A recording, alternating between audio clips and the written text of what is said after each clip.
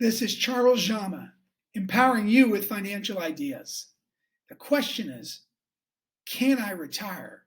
Can I afford to retire? And should I retire now? Well, that's a question that's been going on a lot lately. But first and foremost, we want to know, how much do you cost? In other words, in retirement, typically you pay yourself every month. But how much do you need? And oftentimes, the first decade of retirement could be your go-go years, we call it, where you want to get out there and travel and do those things that you want to do, bucket list items. And if so, you might need even a little more income. One of the ways we do it is by examining your leave and earnings statements and pay stubs and saying, what is my net take-home pay? And add that up. If there's both a husband and wife, add it up and figure out what the total is. Now, are you saving $1,500 extra into a savings account?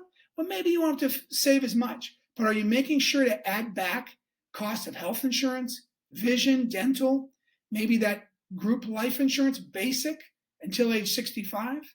Maybe there were financial allotments on your pay stub that you were spending. Maybe you have to add that back in, like a car payment. Maybe you paid your mortgage from that. So establish, what is your monthly income needs?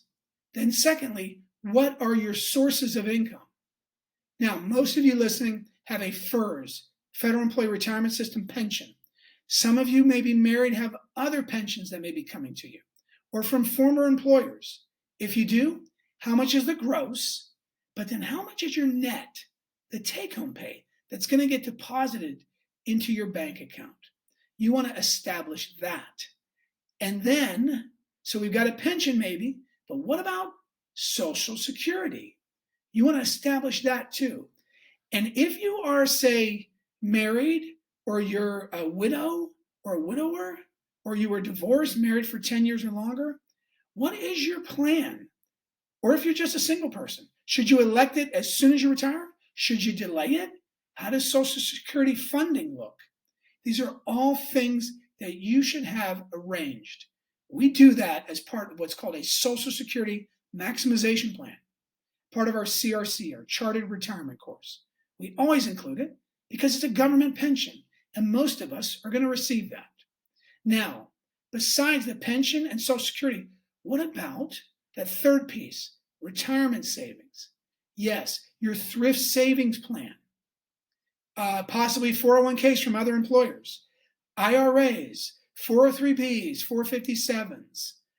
Maybe it's mutual funds you bought years ago or stocks you've inherited.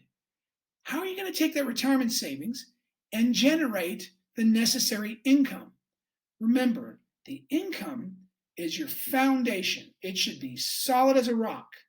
So you shouldn't be worrying about the stock market falling and you pulling income from it, because it could be a tough spot to get back to even. That shouldn't be a consideration. First, establish the foundation, the concrete and steel rebar set on top of rock. Is your income monthly stable?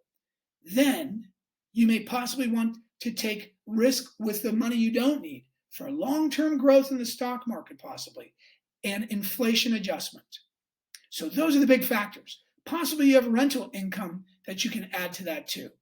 All right, this is Charles Zama. Oh, by the way, one more thing. I get asked all the time, Charles, should I retire now? Or should I delay for another year, 18 months, 2 years? What does that look like? You know, week in and week out, we project those pension growth estimates for you, and even the growth possibly of your TSP of 401ks. We do that week in and week out. This is Charles Zama, empowering you with financial ideas.